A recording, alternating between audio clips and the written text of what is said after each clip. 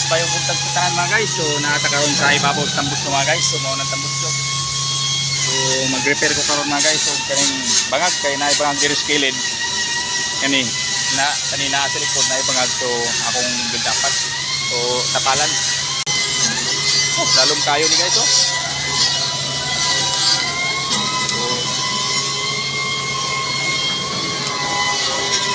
Tapal ko karon.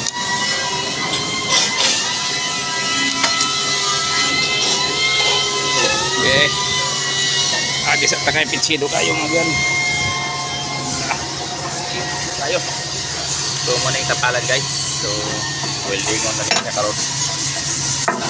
Okay.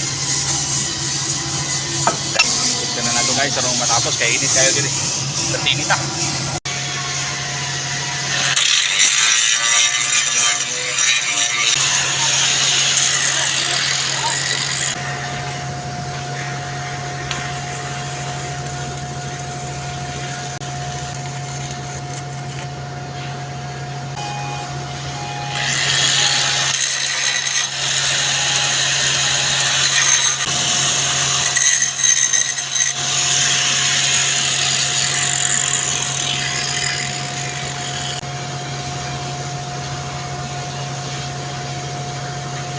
So guys, mauna na yung katong gitapalan guys. So tapos na.